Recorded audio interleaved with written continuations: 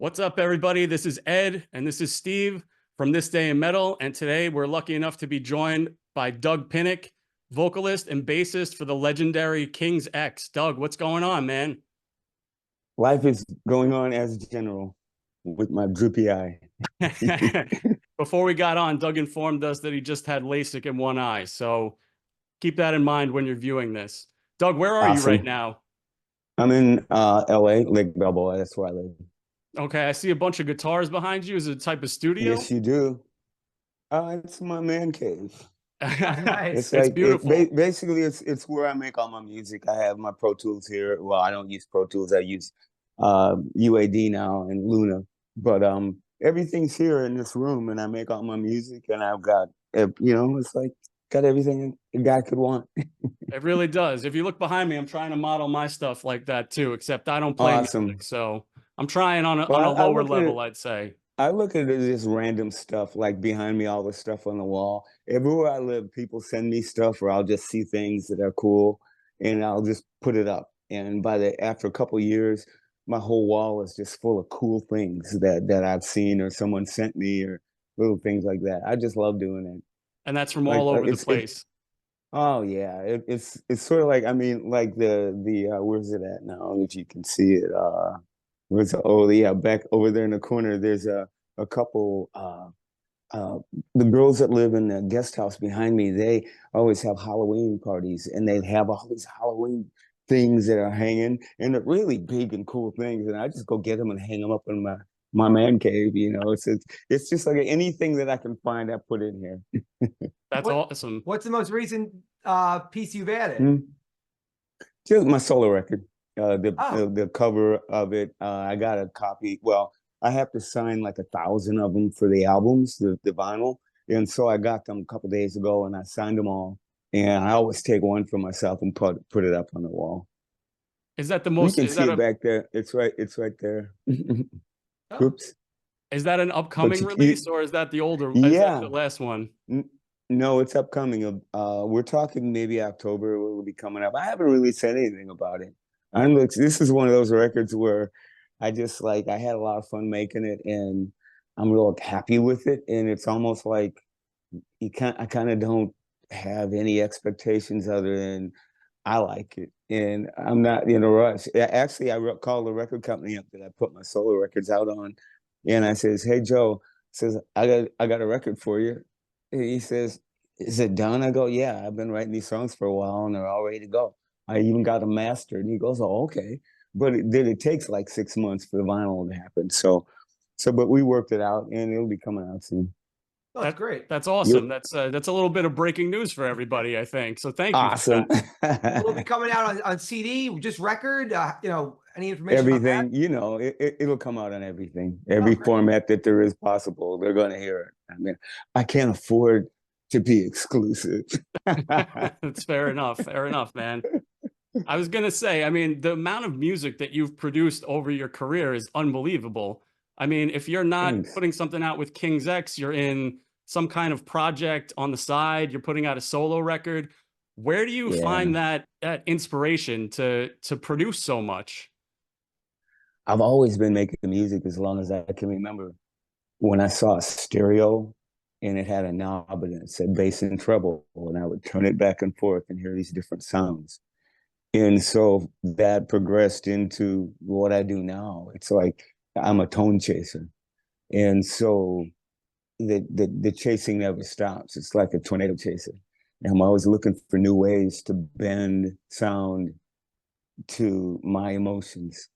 And it's taken me a lifetime to be able to even explain that, because it's just been an instinct and almost like an autistic kind of drive, where when I heard music, I just freaked out. And even my mom said, before I could talk, I knew what a certain record was, and I knew which one I wanted to hear. And she said I could tell by the label, not because I couldn't read. So I was that in tune to it. What was the first of you? Well, she said to me that I used to say, "Gimme yay, gimme yay, gimme yay," and she didn't know what I meant, but she knew that I wanted her to turn the record player back on.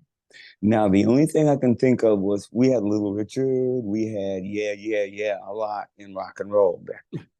So I might have been, that's how I could interpret it. Give me yay. I want to hear that yeah stuff. And I didn't know how to say it. I mean, I was, God, I wasn't even 3 because the reason I know these things because my mom was kicked out of my house and my great grandmother raised me. And when I was 3, she was gone. So the things that I remember with her are before that. That's awesome, man. It's incredible to me that the amount that you've produced between you, Ty, and Jerry, and you guys have been playing together for upwards. You guys have been playing together for upwards of 45 years, right? Because you had the bands before King's X. What about the dynamic between the 3 of you has led to such, incredible longevity as a band? I was watching a documentary yesterday of, I can't remember the name of the band, but they said, what's the answer to your longevity? And he said, we're not friends. He said, when we go home to our world.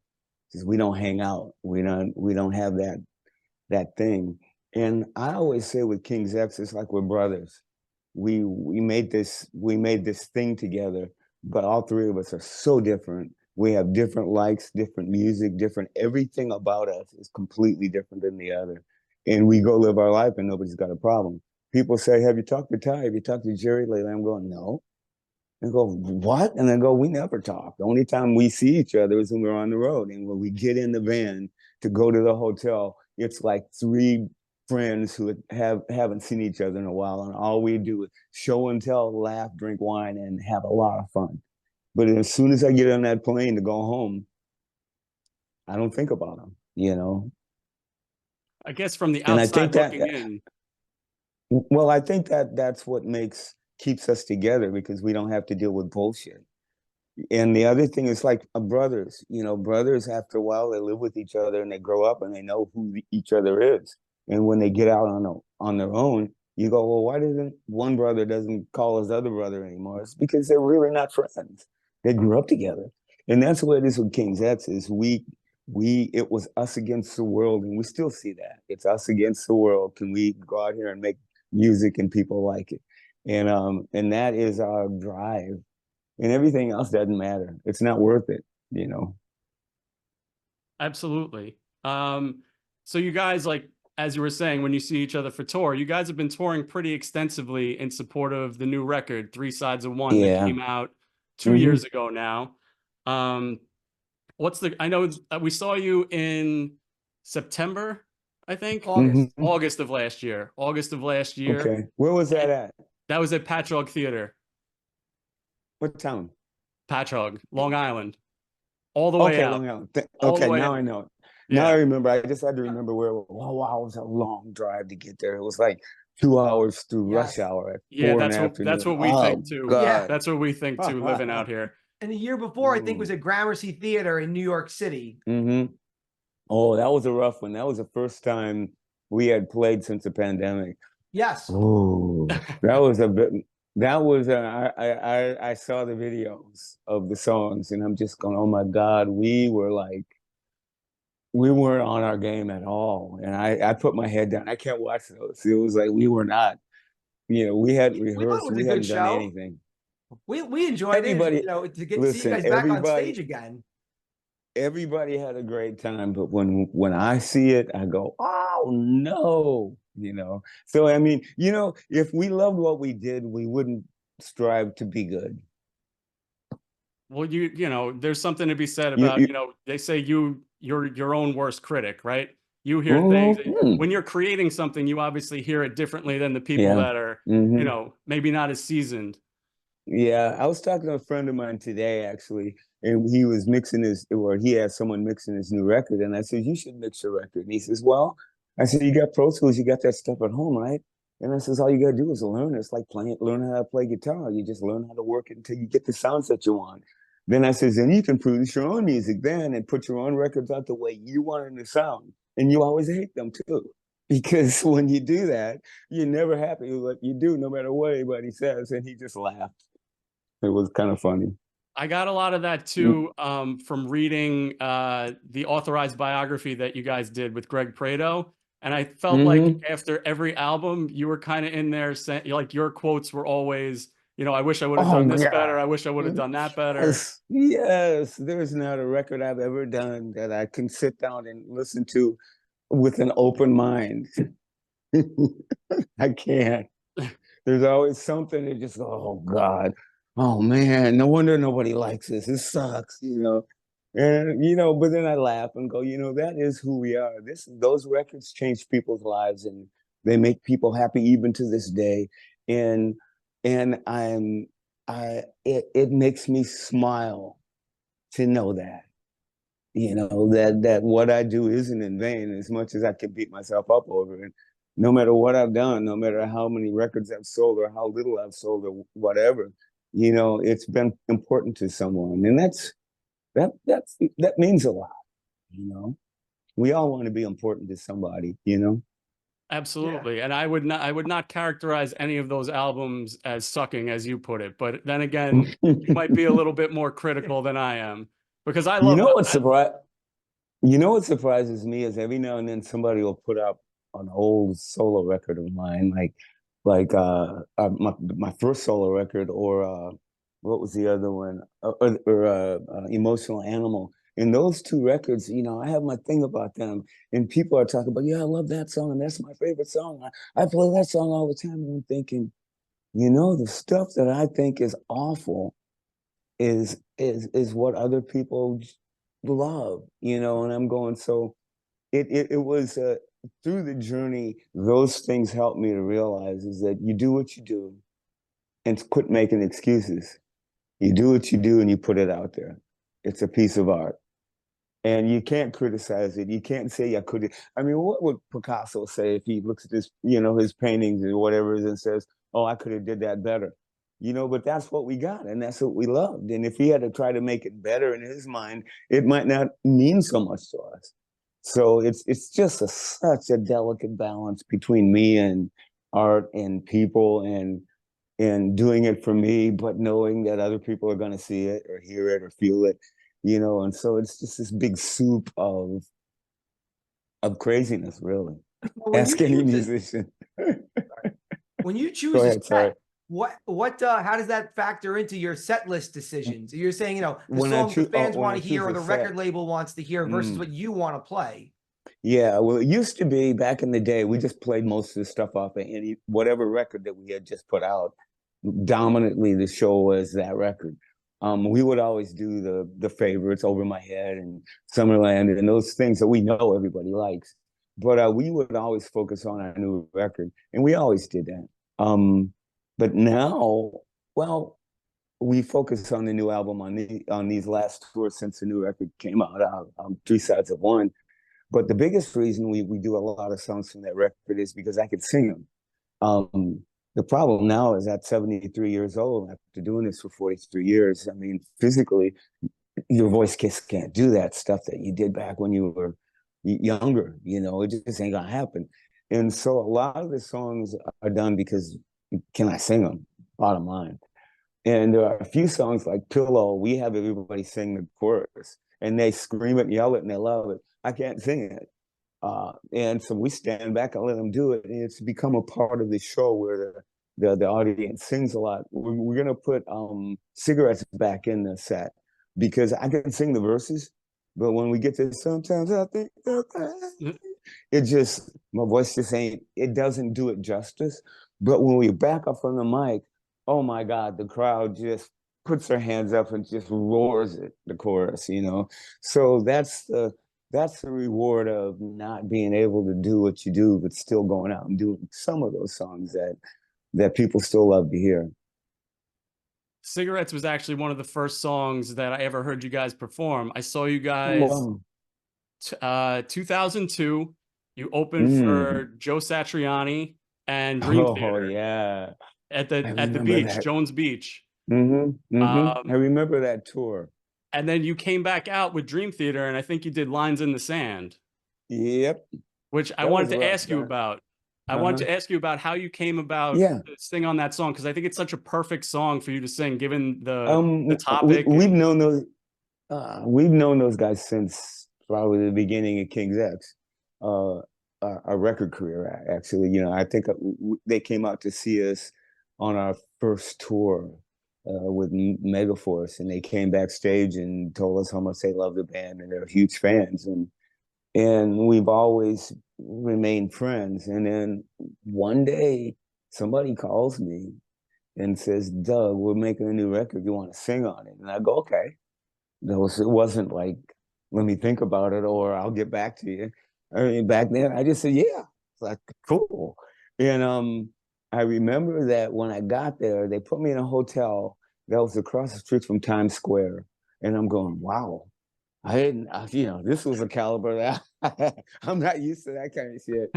And they brought me over to the studio, and I walk in, and there was like, in the hallway, there was 10 cabinets and 10 guitar amps with 10 mics on them.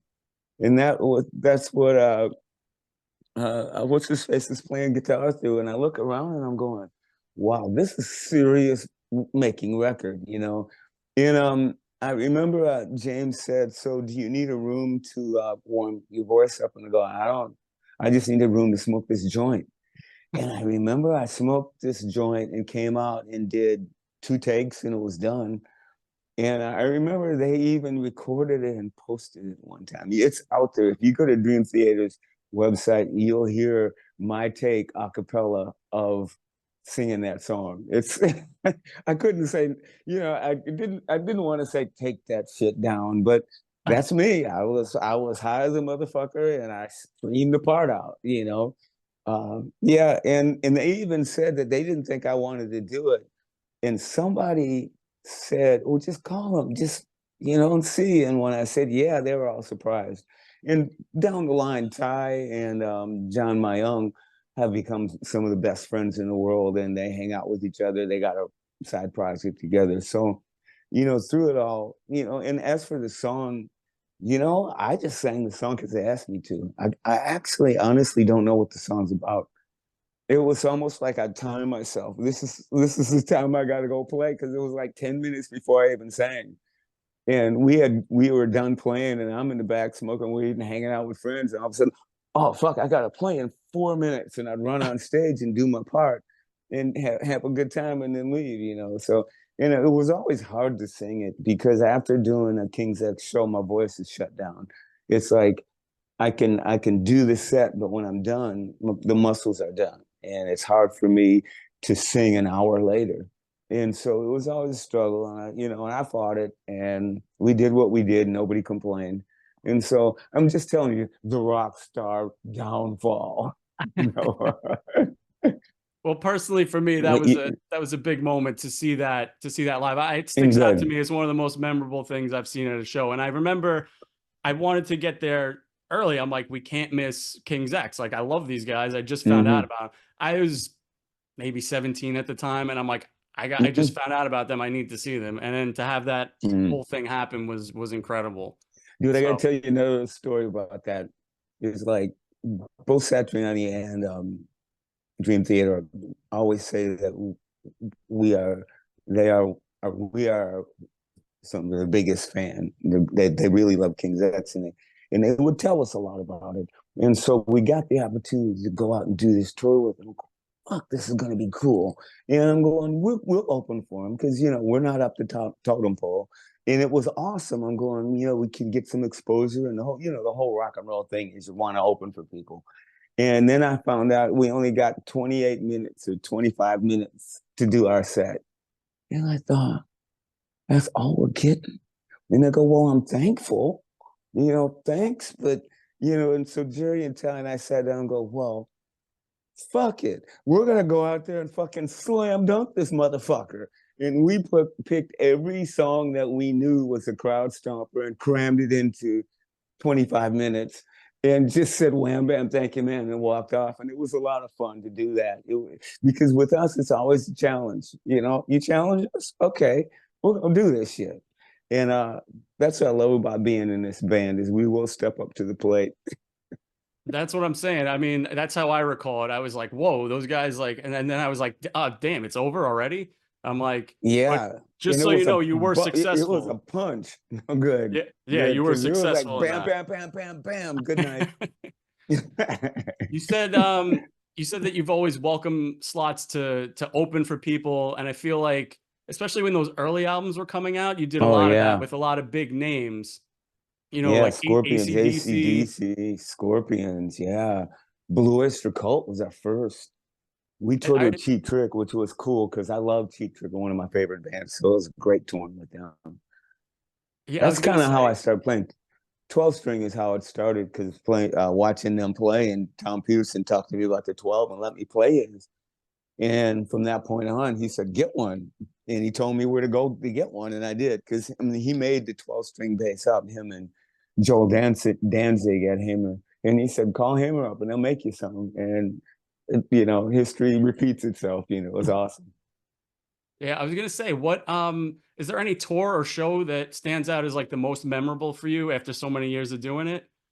Well, they're all really memorable because all have certain special moments that some I can't even talk about. It's not that they're just horrible things, but sometimes people say things behind closed doors that are funny that you can't really say in public. And so you just don't. But you know, I think ACDC was the Rolls Royce. So for us, that's our first record out. And we're on tour for 4 months with ACDC. And we are in the Rolls Royce. It doesn't get any bigger than that, but the Rolling Stones. So it was like everything was downhill after that, you know, because we did that thing. And the reality of it was that we played for maybe 5,000 people that were drinking beer, just waiting for ACDC. And then as soon as we walked off stage, within 10 minutes, there were 15,000 people there sitting there yelling Angus. So it wasn't encouraging. I mean, we always say, yeah, we got to open for ACDC, but nobody came to see us play. The venues were always empty. I don't know where these people were. They're out in the mezzanine drinking. The only time we had the guaranteed crowd was going to Germany, a lot of European shows where there was no seating. Because in the US, there's always seating in those arenas, but in Europe, there's not a lot of seating. And so the kids were just there. They were stuck with watching us. And when they were there, oh, it was insane. I mean, we always got standing ovations and encores and all kinds of stuff. Whenever we played for the masses, they responded positively, but for some reason, they never went home to buy the records. It was just that thing that we were like the icing that, oh, this is good, but we want to see somebody else. Oh, you're good. It's okay, but I don't feel like going to buy your record. It's you know what I'm saying? And so that's the kind of attitude it always was. But still, that was just a part of growing and being in a band. So those are good and bad times. I mean, playing in Germany where an ACDC's crowd, when you play in Germany, it's traditional that the whole crowd hits all over the opening band. They throw shit at you, they boo you, they turn their backs on you. I remember we got to Germany and we walked on stage and 15,000 people had their backs towards us with their fingers in the air with the middle finger up. 15,000. And That's we hard to start fathom. and when we end the song, they would turn around and like Hitler, Angus, Angus, Angus, roaring. And we would start the next song and they'd quiet around and they threw shit at us. One time this toilet bowl cleaner came flying at me from across the arena. I don't know how he got it that far. And I just and kept on playing. We had more lighters and more coins in the States you could ever see. And I remember the first night I was really pissed about it. And I kind of said, fuck y'all, and walked off the stage. And the road manager for ACDC said, no, Doug. He said, you stand there and you take it. He said, because that's what they want. They want to see if you can take it. And we went out there and we slammed every night. And at the end of the show, people actually nodded their heads, still yelling Angus, but giving us the okay, you guys are okay. But You know, so we felt like we won in so many ways. And the other thing too is Angus told me that we were one of the only bands that would finish our set. He said when they brought bands to Germany, they said bands always cut their set short.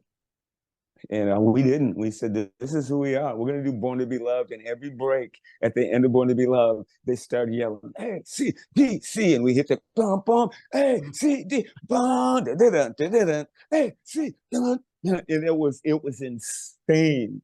And we kind of had fun.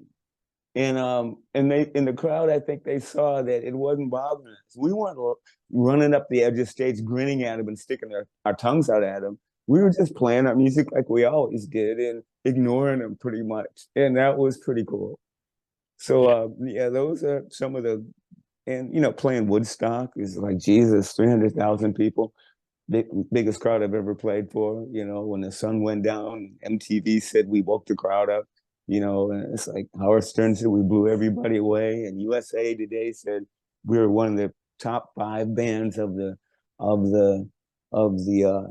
weekend, and that was like, wow, you know, and being able to do it was like a dream come true of just being able to get in front of that many people. I've never experienced it since, but I'll never forget every second of it, and I'll never forget the horror of it too, because you know. We're just this new band that having trouble selling records, but we're out here. MTV's playing our music, everything's pushing. And I remember when we got done with the set, I think we played Jon Stewart the next night. We drove into New York and played his show. And I remember about 4 weeks later, we got the reports for record sales for Dogman, and it tanked at 200 records in that were bought in the northern New York State area where we did Woodstock. So Dogman tanked, and so that's when we realized, you know, people they're just not gonna follow the crowd. I mean, they're not gonna follow King's X. There's something about us that it's just not translating, and we got it. And so we decided, let's just do our thing and make music and have a good time. No more expectations. And you can tell in our music after that, there was the whole thing changed, and our attitude changed, and the way we presented ourselves changed, you know, because there was no pressure anymore. There was nobody trying to tell you to fit in or be a part of something. And even though we were vehement, or if I say that word right, about copying or being a part of the crowd, you know, I look back now and go, oh yeah, we were still riding on that bandwagon, you know, because everybody wants to fit in and be a part of that crowd. And the 90s, you know, was a crazy time. You know, we knew everybody. God, we all listened to each other. We all hung out with each other. Pantera, Suicidal Tendencies, you know, it's like everybody knew each other. Alice in Chains. Yeah, and it was like a fun time of everybody just appreciating each other and learning from each other and building from each other and stealing from each other. It was pretty cool. So those are some good times. Is that you were talking about Dogman? Is that part of the reason why you guys brought in Brendan O'Brien to produce that? Because he produced he produced a ton of big albums in the 90s. He left us, and so it's like Atlantic. I remember they called us up and says, "Okay, you know, you do a new record. Who you want to produce it? You don't have Sam anymore." And I said, Brendan O'Brien. You know, it was like I had heard the Black Crowes and the band before that was Masters of Reality. They didn't go very far, but the sound of that record blew my mind. And we were making our first record at the time. And I remember I put that record on and I'm going, this sounds like a band. You're in a room with a band just slamming this shit down. And so I always remembered that he was the engineer. And then he had started doing he did Jackal, and I remember Jackal had bass in the mix, and I'm going, Jackal mixes are fucking fat, and I go, let's get Brendan to do us. And so Brendan came down, and we did all the new songs for him, and he says, so what do you want to accomplish sonically from this record? And we said, we just want to sound like we do live, because the first 4 records, they sound like a band that's been in the studio. Everything is homogenized into to sell it. And we wanted to be raw and just us, which is, you know, I think I mean, everybody was sort of heading that way sooner or later, you know, when grunge happened, the raw came back, you know, and I think, you know, a lot of us, Red Hot Chili Peppers, Jane's Addiction, we were all at that place where we were tired of the mainstream mixing and sonics of what was going on, and there's a change coming in. So that was our opportunity to move over into that. You know, I had, you know, even in, you know, there was a sonic, like, what'd you call it for? Sonic explosion when Brendan started mixing stuff and putting records out, because everything had beef. There was bass in the mix. It was like, you felt like you're in a room with the band, you know? And so, yeah, Brendan, you should watch the interview he did. I forgot who it was probably only one he ever did too, but he talked about all the stuff that he did making the music and stuff. And he talked about King's X, and he said how he took it personal that that album wasn't successful, you know, and it kind of made me happy. It made me smile in a way that, okay, you felt that way too, you know. And he said, you're only as good as you're at least selling records, you know. And I'm going, wow. You know, I forget that there's a lot of people that have been along on our journey that love us, that have influenced us or helped us, and it's frustrating to them too that some of the expectations didn't happen. Does that make sense? Yes, it does. And okay. If Dogman's your worst album, you're doing all right, because that album's great. No, Dogman's my favorite. I think I would say Dogman. Dogman's my favorite record. I absolutely love that record. The thing about it is the demo, I felt like I sang it better. I felt like the demo, I sang it with not as much stress. I felt like I was a soul kind of singer. But when I went in the studio to do the record and I re-sang all the vocals, there was this urgency and this push in my mind, and I feel like I oversang it, but I know that that's what people loved about it. So, you know, it's like you kind of got to let things go. And that's the way it is. So we put out the demo and people can compare it, you know, and most people probably like the original version better, but it's two different versions. It's fun. I sang them exactly alike. It was just like, I just wasn't on the edge of, my voice wasn't just on the edge all the time. It was like, I felt like I was in more control. Now that no changed or anything, I guess it was just like playing through a Marshall and playing through a Fender. You know what I'm saying? Doug, you strike me as a bit of a perfectionist. I would never admit it, but I guess I am. Here it is, though. Somebody told me, says, you're a perfectionist, but you're a selective perfectionist. And you can tell that because a lot of my life is completely reckless, mindless recklessness. And I can't believe that's a part of the soup that makes me who I am. And on the other hand, there are things about me that are so meticulous that keeps me up all night and all day just going through it in my head, you know. So it's a yin and yang of humanity in my brain. What was it like touring with Iron Maiden? You talk about the early 90s. I think that was the start of the 90s. Yeah, we only did one song. We only did one show with Iron Maiden, and that was New Year's Eve in Germany, and it was a great show, and we got a great response. We played first, and then Anthrax played, and then Iron Maiden played, and that's when we got to meet the guys. I remember, what's his name, the bass player? God, Steve my Harris. brains. Yes, Steve said that when he first heard Out of Sound Planet, he said he took the record to the band and made them all sit down and made them listen to the whole record. That was pretty cool. You know, when you hang out with the people that, you know, that are your peers and you played their records and you've learned things from them and they're telling you how we've affected them. And it's just like a little brother going, hey, man, you know, hey, big brother, I mean, going, hey, man, you're my little brother, man, you badass, cool, you know. And that was a beautiful thing about it. But yeah, we only did one show with them. But every time they come to LA, Adrian's wife always texts me and I'm there and I give the Rolls Royce treatment and, you know, everything's cool. We go back a long time. That's the thing. But it was, we toured with Dio for a couple of months. But with King's X, it was always been a thing where we don't fit in.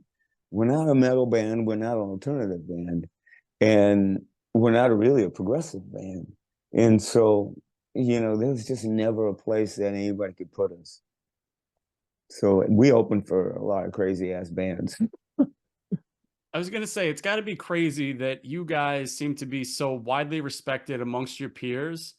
And maybe you haven't had, you know, that same commercial success as them. Like how, like I have a quote here from Jeff Ament from Pearl Jam. He said, "It's so incredibly unfair that they weren't massive." Like, how do you reconcile that as like, you're so widely respected in the rock and metal world, but you don't have the commercial success to replace it? Like, how does that make you feel? Is it almost like a little bit punk rock? It's like, oh, you guys don't know about, you know, King's X. Like, it's a little like, do you know what I'm saying? No, because it goes beyond music. I mean, you make music from your heart, you make music from your soul, you bleed for people, and you say and do embarrassing things that most people wouldn't want to do in front of the world. So it's a very emotional thing also. And if you're applauded for being yourself, that's the thing that everybody wants, is to just feel okay about themselves and you're okay. But the problem with being in a band and putting yourself out there, you're subject to everybody's emotions and everybody's feelings. And so it took years to finally accept the fact that you're a fine wine. Some people like you and most people don't. And there's nothing wrong with that. And there's nothing that you can do or say to change that.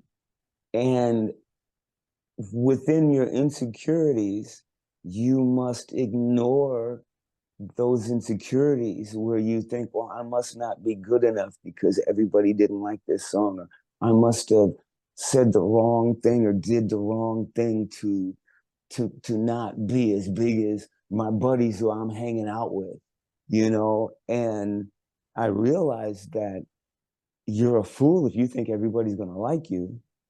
And number two is, if you are who you are, you have to let people like what it is that you are, and not beat yourself up over what you don't think you are. Because the bottom line is, if you don't know who you are, and all you've known most of your life is people trying to, you know, in some situations, that wasn't a fart, that was me going, like, thank you for clarifying. some people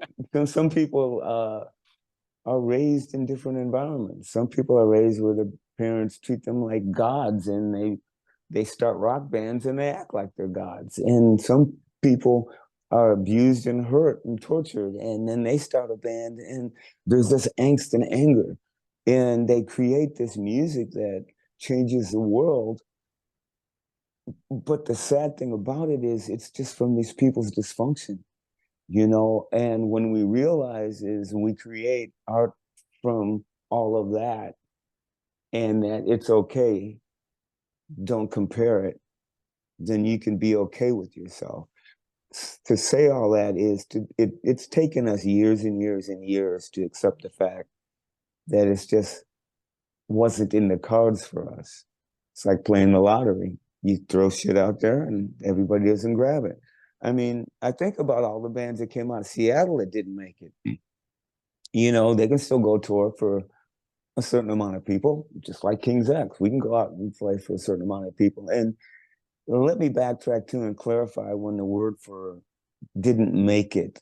That was a slip of the tongue, because that's not what I meant to say. It's like, you made it when you first started doing what you love to do. And the second time you made it is when somebody paid you, no matter how much it was. That's good. And the rest of the time you made it is because you can still do it and make a living at it. That's what making it is. So I guess I have to backtrack and say the expectations from the music community and the music and the Atlantic and that community championed us as the next big thing. They thought we were going to be as big as Nirvana, all that stuff, Pearl Jam, the whole deal, and it did not happen. And they all still scratch their heads. None of them have an answer. They all just say, we must suck because we didn't break you. You know, and I'm going, nah, you know, it's just the way it is. And when you can reckon with that, then it's a good thing, and it's something to say to other bands who are still angry for not making it. And the other thing too is, I always say to people, you know, we're just we're the bread makers, the carpenters, the guys who shoe horses, and we're the farmers. And every now and then we go to the town square on Sundays or holidays and play our fiddles and everybody dances. Then we go home. Who said that? But just because we make music, we're supposed to be this big thing. We're supposed to get paid for it. And we're supposed to be this expectation we're supposed to have. It's all bullshit. It's all fabricated. It's all made up. And I think the problem is most of us are just unhumble and realize we're just shitheads like everybody else, and we can play music. That's it. Everybody else has a gift too. I mean, somebody who raises their kids and goes to work every day and raises his kids to be great children and sacrifices his whole life for them because he wanted to and loved them, and he don't get enough respect. But, you know, a band can go out and sell a humongous arena, you know, and everybody goes, oh my God, these are great. And get to know who they are, and they're a bunch of shitheads that have treated people like shit. You know, it just doesn't make sense. And that's why I want people to see that we're all just the same. I sing about that, I talk about it. Ain't nobody better than nobody else. We're just, some of us made the right choices to get to the places we went to, you know. Others manipulated, others did wrong things, but it's a part of life. And you just got to ride the wave and accept, because everything that we do is because we did it. No matter what came our way, we reacted the way we reacted. And as a result of it, this is what we got. And when people just let that go and go, hey man, blame yourself for everything and learn from your mistakes and be a better person. That's all you want. I think that's all we all want. I hope. Oh man, I got on my babbling. Sorry about that. It's all right. I'd say Jesus. Judging by the respect you have from your peers within the music world, that you guys are exactly, you know, while you might not have had, you know, that breakthrough moment, you guys are you're doing exactly what you're supposed to be doing, because that music that you make means so much to so many different people, including the two people you're talking to right now. Awesome. Yeah, awesome. timeless songs. Yeah.